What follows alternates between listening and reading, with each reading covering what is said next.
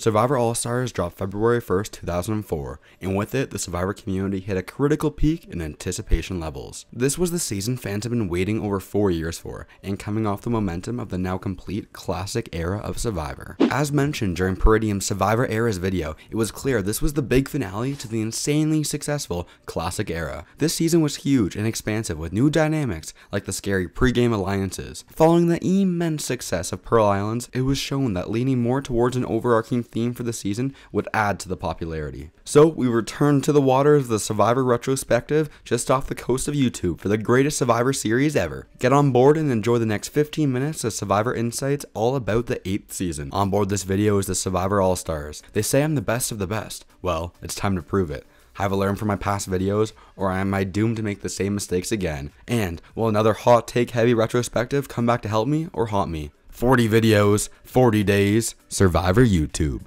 39 days, 18 All-Stars, 1 Survivor. So ladies and gentlemen, welcome back to Survivor Retrospective, and buckle up because today we're tackling the biggest and most convoluted season yet, as we figure out where All-Stars truly sits among the best and worst seasons. Honestly, I feel a higher sense of pressure covering this season. I think that will come with any returnee season. There's just so much happening right out of the gate that makes it exciting, but also overwhelming. I've been putting my heart and soul into this series, and I think I am improving with every video. So if you could like the video and do the subscribing and commenting thing, that'd really mean a lot to me, as this is becoming way more work than I first thought it would be. Anyway, that's enough of the self-plug. Let's get right into it. All-Star Survivor is going to be so cutthroat, it's not even going to be fun. Nobody trusts anybody. Nobody.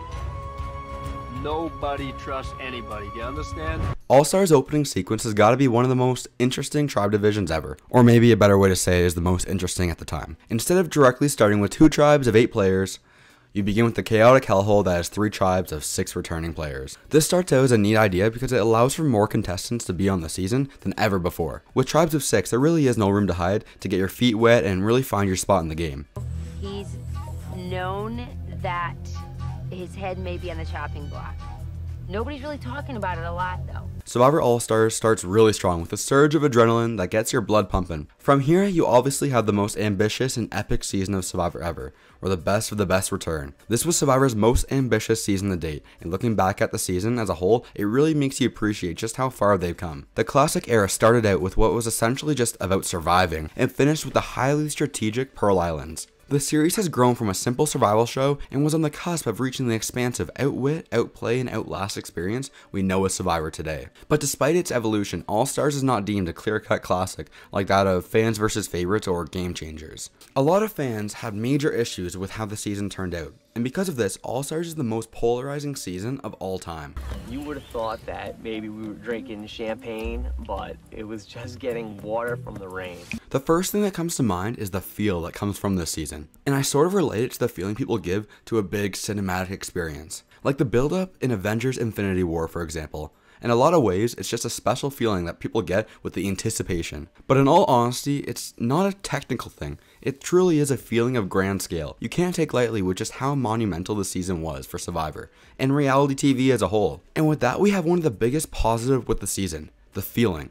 There was so much that went into this season of Survivor that it feels levels ahead of anything before it regarding production quality. It is insane to think about just how far the show had come in only 8 seasons in terms of direction the show is taking, but also gameplay wise. Although Borneo is just a different show compared to any of the future seasons, it's crazy to see the returnees from the first season here, as the show had such a major shift in focus from that very beginning. You feel isolated this season, and honestly, for the first time since Borneo, truly isolated. In our very first retrospective, I mentioned Borneo gave a strong sense of feeling isolated, and that comes from it being the first season of Survivor. That feeling comes at a different reason here in Survivor All-Stars, as it being the first time players came to play the ultimate game one more time.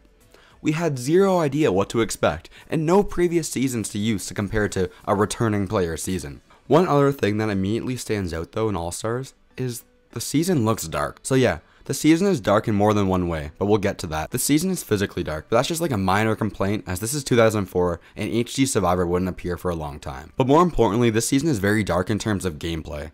Now yeah, I get it, it's the All-Stars, so it's supposed to have a higher stakes, but that's not what I mean. For some reason, the majority of the season gets very dark and very personal, meaning it's not just the tribal council itself that's dark, it's everything. the blind sides, the quit, even the finale gets kind of gross at some points. The only part of the season I can say 100% is fun is only the beginning. On a rewatch though, it's even darker than I remember. And while all this at first sets a strong tone, over time the novelty really wears off. Combining this with picking the rainy season in Panama makes for an experience that at times is just depressing. With all the hype surrounding it and the money that went into this season, I'm really questioning why they chose to film during the rainy season in Panama, as you really start to feel it near the end of the game when the players are really starting to lack any sort of energy. We are going to leave the dark strategic gameplay for the end of the video so you can look forward to that, but for now, we're kind of stuck in the middle, really asking ourselves, is this season good? I mean, the players get a military escort to start the game, and it's literally called All-Stars. But at the same time, it seems like it's lacking the ingredients of a fun season of Survivor. I mean, the season literally lacked the ingredients to survive, as the tribes only received a pot and a machete to start the game. Boston Rob and Amber are gonna do it. I don't know when, but they're gonna do it. They've got the mat, the pillows, everything is in place, and I really wish those two the best of luck. I think it's time to talk about one of the big elephants in the room that makes this season so dark. That's obviously being the two quits that take place during the season. Jenna Maraska quit the game on day 9 and Sue Hawk quit the game on day 17. Jenna quit the game because her mom was sick before she left to go play Survivor, and ultimately, I don't care what anyone says, she made the right call to leave the game. Now, it can be argued that Jenna probably shouldn't have gone out there to play Survivor, but this is one of the only examples I can think of when quitting the game is actually okay. Actually, no, I don't even want to call that a quit. Instead, let's use the word she left the game. Jenna Maraska left Survivor All-Stars on day 9. Now, the Sue Hawk incident is a completely different beast, and honestly, I would prefer not to dive into it because they get kind of messy, and there's already a bunch of dark stuff with this season. That seems like a pretty good segue into discussing who the rest of the Survivor All-Stars are, and what they add or even take away from this historic season. And holy f***, this is awe-inspiring. This is a season about the characters and for the characters, and I believe that's exactly how it should be, as it's the characters of Survivor that made this show the pop culture giant that it was in the classic era. And this might be a bizarre comparison, but the characters of Survivor All-Stars remind me a lot of the characters found in a sitcom, but specifically a long-running sitcom. We're talking The Office, Friends, How I Met Your Mother, and Parks and Rec. So I want you to think about Dwight from The Office for a quick second. In the early seasons, Dwight is a weird dude, but in many ways, still a believable character. However, that all changes in the later seasons of the show. See, the writers need to constantly up the stakes and think of crazier and crazier plots. And as a result, the early seasons and late seasons have characters often turn into a caricature of themselves with over-the-top antics. The exact same thing happens here in Survivor All-Stars, as everyone loves playing it up for the camera. And honestly, I have no shame admitting to it that I'm completely there for it and love that. After seeing themselves on TV, you get the feeling the players wanted more, and whatever they were known for, they went all in on, with an attempt to get the most screen time possible. Another thing that happened after all the Survivor players watched each other's seasons is that they became a very tight-knit group of people. In large part, this probably happens simply from the experience something that only the other players can relate to, and no one else. This is in no bad way, but it might come off as an insult, but I sometimes feel like the Survivor community is like a cult. Like, I'm pretty sure all of us Survivor superfans are stuck inside the Survivor cult. I don't know, it's kind of scary to think about sometimes.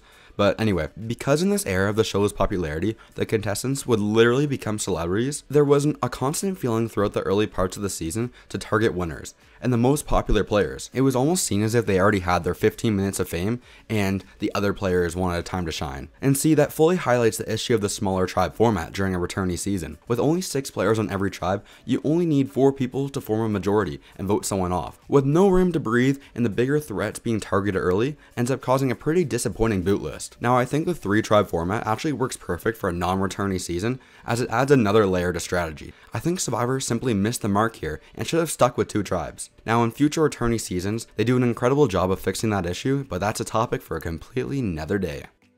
Much like Jeff Probst, I'm a sucker for big moves and iconic moments, and this season is completely filled with insane moments. For starters, this season has the most episodes of any season, containing a total of 18 episodes. We have the love story brewing between Rob and Amber. We have Rupert the shelter builder making what might be the worst shelter of all time. The hilarious moment when Richard Hatch finally gets bamboozled. I've been bamboozled! Rich, the tribe has spoken. The most sus tribe swap possibly of all time, with everyone perfectly switching sides except for Amber. If you can. Lex, move it out.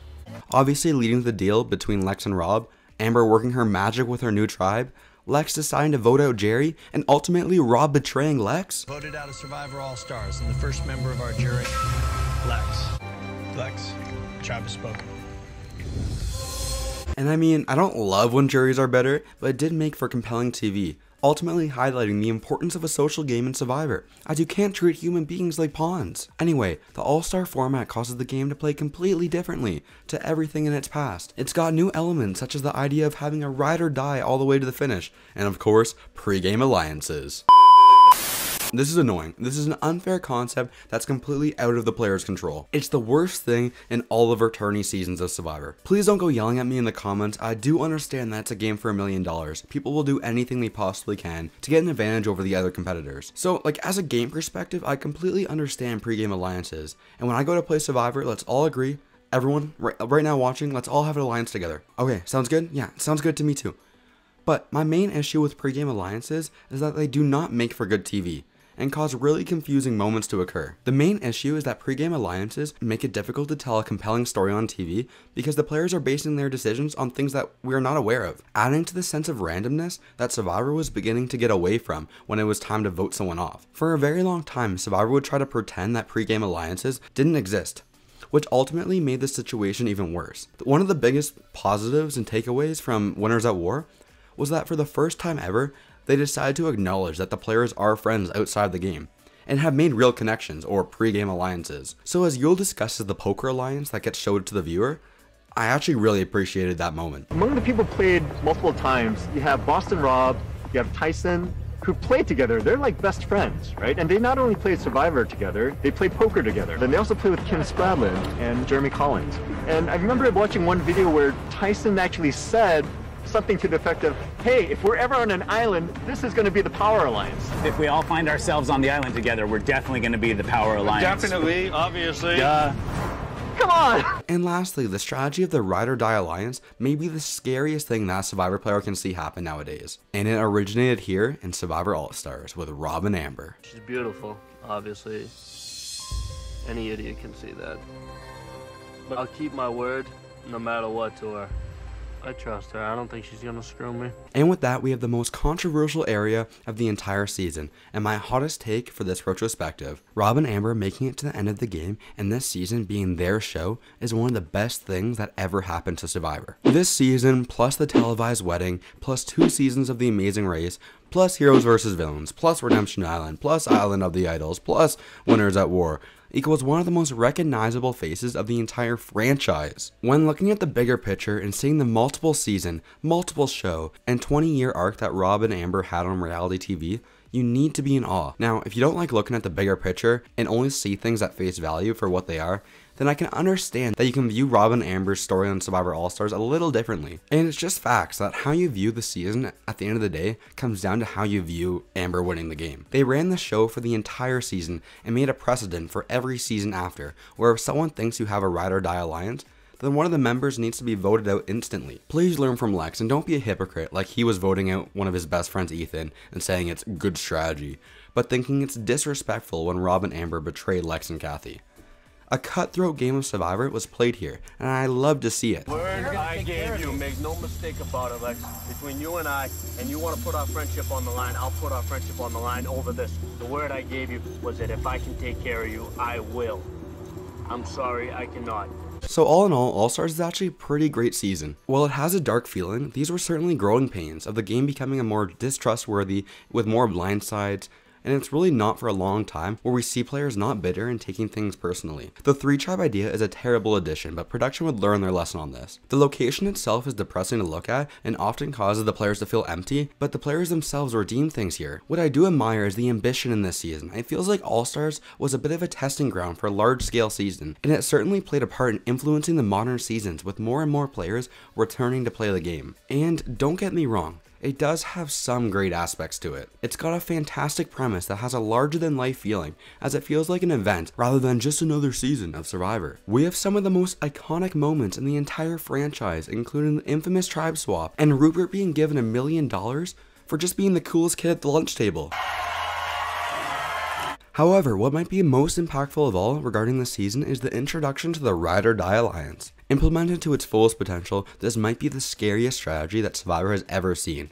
with long-lasting ramifications to this day, with players always being worried of pairs in the alliance. And lastly, tied together with the Ride or Die alliance is the single most important advancement in storyline for pretty much all of Survivor. Amber winning Survivor and Rob proposing at the live reunion show. The impact that this family had on Survivor is ridiculous when you think about it. At the end of the day, how you view Amber's win will ultimately decide how you view the season as a whole. Because at the end of the day, if you are bitter about her win just like the jury was, then you will hate this season. But if you look at this season from the lens of a modern Survivor player, I think it's easier to respect Rob and Amber's gameplay. Once you can get past Amber's win, then the season really starts to open up, with some pretty good strategy and intense feeling of excitement being able to watch your favorite Survivor players play the ultimate game one more time. The only area where All Stars is an S tier season is with looking at its long-term impact of Survivor as a whole. And still, I don't think something that wouldn't be impactful for many years is enough to propel it into the upper echelon of Survivor seasons. Winner of Survivor All Stars. I do hope I've been able to convey that All Stars isn't an entirely bad season though. Really, of all the classic era seasons, it does the most good for the series. It just so happens to also do a lot of things really bad, and that makes it really hard to rank. It's also the reason that fans are so torn on it. If you're in the group that can kinda get over all the bad things about this season, then what's left is an overall very solid experience. All Stars was a fantastic end to the classic era of Survivor, and went on to set the stage for the post-classic era, both in terms of innovation and strategy. And while it's not going to make S tier, I think it is important to understand the overall impact that the 8th season of Survivor had. Now look over, the kid's building a friggin' sandcastle on the beach. He looks like he's 12 years old, you know, he got his shovel there and he's just putting it together. This kid's living in like La La Land. Thank you for the ongoing support with this series. Please subscribe if you haven't already, drop a like on the video, and share it around on social media where you talk about all things Survivor to help grow this community that we are building here. Let me know in the comments your overall feelings toward the classic era of Survivor. And with that, my final ratings for Survivor All Stars is 8.9 out of 10. A tier.